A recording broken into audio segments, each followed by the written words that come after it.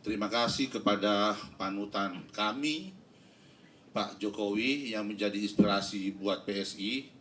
Insya Allah kami akan selalu berkoordinasi dengan beliau dan akan terus memperjuangkan nilai-nilai perjuangan yang sudah ditanamkan oleh beliau selama ini.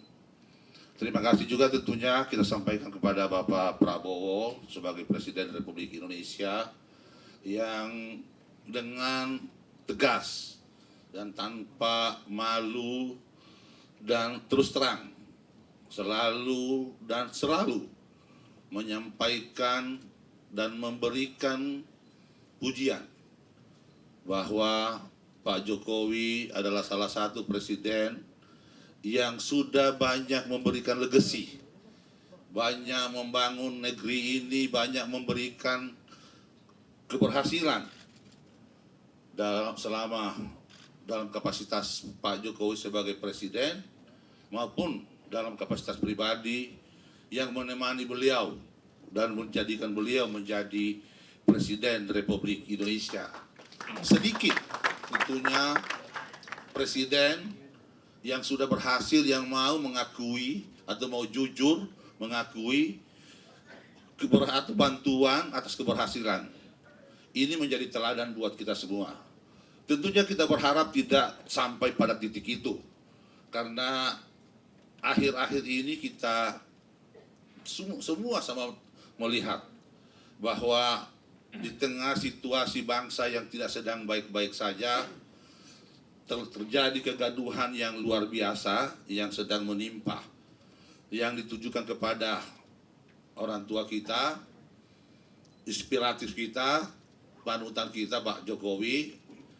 Ya, kita berharap tentunya Bapak Presiden dengan segala kewenangannya bisa menyegerakan mengakhiri kegaduhan yang terjadi tentang ijazah palsu. Dan yang terakhir hari ini sedang memunculkan lagi tentang Mas Wapres.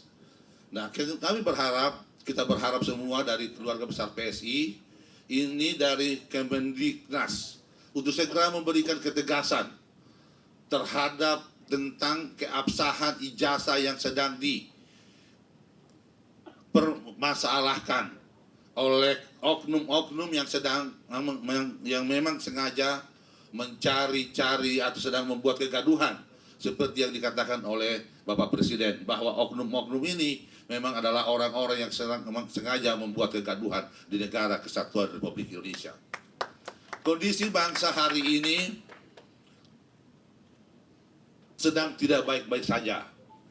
Ini tentunya kita melihat bahwa situasi ekonomi terjadi kesenjangan yang luar biasa, dan juga dalam posisi demokrasi kita yang tidak juga sedang baik-baik karena sedang terjadi ketidakpercayaan antara masyarakat dengan tokoh-tokoh kita.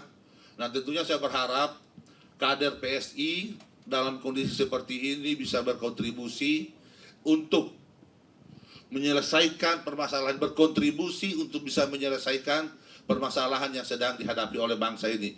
Kader PSI jangan menjadi bagian daripada permasalahan yang sedang dihadapi oleh bangsa hari ini.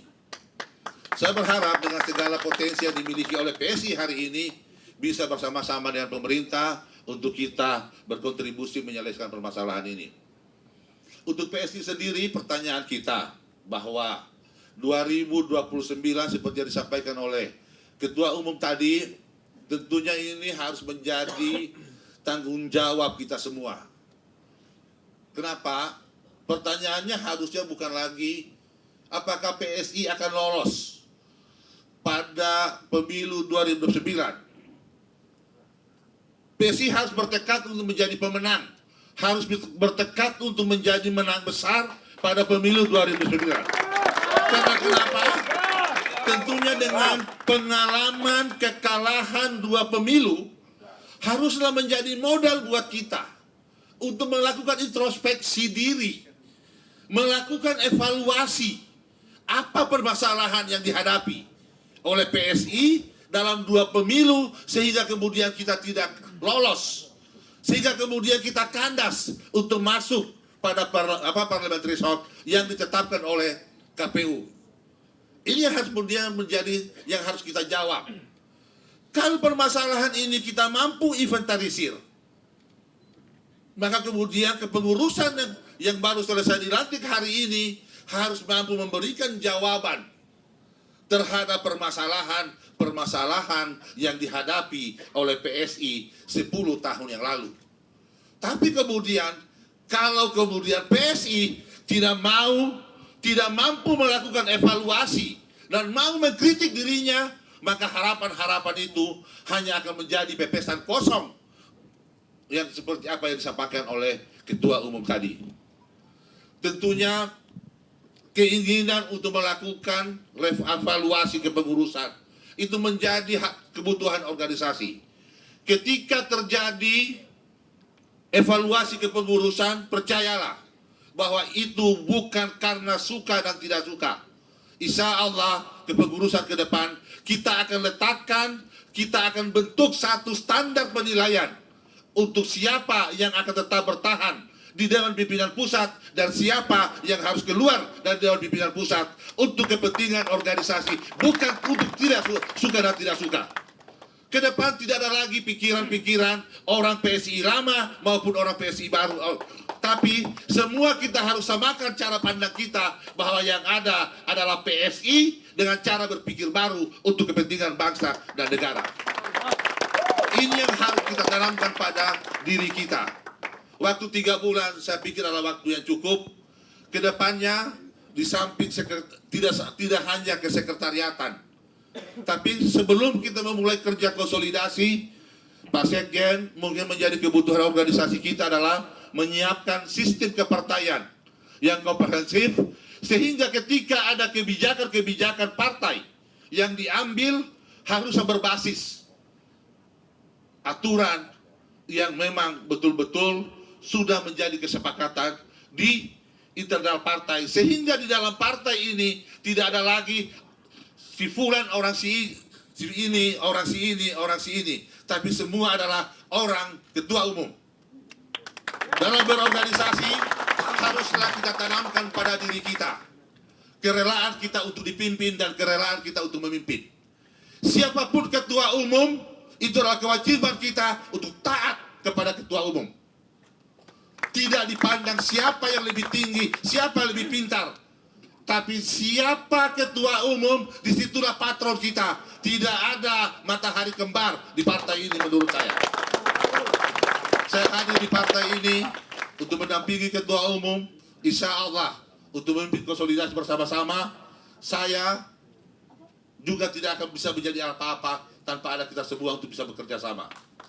Saya berharap sekali lagi kebutuhan organisasi ke depan, mari kita memulai melakukan konsolidasi. Kita jangan berbicara tentang pemenangan 2029, tapi mari kita membicarakan tentang kesiapan organisasi kita untuk bisa lolos pada verifikasi. Lolos verifikasi adalah melengkapi organisasi. Melengkapi organisasi bukan hanya kebutuhan untuk verifikasi, tapi syarat untuk menjadi pemenang 2029 adalah melengkapi struktur organisasi sendiri. Untuk itu kepada seluruh kader di daerah, saya berharap tentunya mewakili ketua umum menyampaikan pesan bahwa saya berharap semua kantor-kantor Dewan Pimpinan Daerah maupun kantor-kantor Dewan Pimpinan Wilayah Partai PSI seluruh Indonesia hendaknya dibuka secara lebar, pintunya dibuka untuk menjadi pelayanan, tempat pelayanan masyarakat, di mana masyarakat Indonesia harus bisa mengakses seluruh kantor-kantor PSI di seluruh Indonesia. Di kantor-kantor PSI harus disiapkan fasilitas. Ada fasilitas wifi gratis di kantor-kantor PSI, bisa digunakan masyarakat untuk kegiatan-kegiatan sosial, sehingga PSI semakin kita dekatkan dengan masyarakat yang ada. Kita berharap ke depan setiap ada permasalahan di desa yang ada di pikiran masyarakat adalah PSI solusinya. Kalau itu mampu kita lakukan, insya Allah harapan ketua umum itu akan menjadi kenyataan. Harapan ketua umum. Kita punya modal besar. Pak Jokowi itu adalah modal utama kita. Mas Kaisang itu adalah modal utama kita. Maka menjadi kewajiban kita adalah menjaga dua tokoh ini, menjaga image kedua tokoh ini, sehingga di hadapan masyarakat selalu tetap kelihatan baik. Dan saya berharap kali lagi, Pak Jokowi, saya berpesan, Pak Jokowi tidak membutuhkan kita, tapi PSI membutuhkan Pak Jokowi. Untuk itu, semua kader PSI harus berani berdiri barisan terdepan untuk menjaga kehormatan Pak Jokowi. Selama ini Pak Jokowi dikoyo-koyo, tidak ada kader PSI yang berani berbicara. Semua takut, semua diam membeok. Ke depan tidak boleh lagi seperti itu. Kalau kita mengaku sebagai kader, kita mengaku Pak Jokowi sebagai panutan kita, maka kita harus berdiri di garis terdepan untuk menjaga kehormatan beliau. Setuju? Sanggup? Saya pikir ini saya bisa sampaikan, lebih kurang saya mohon maaf. Sekian dan billahi taufiq hidayah. Assalamualaikum warahmatullahi wabarakatuh.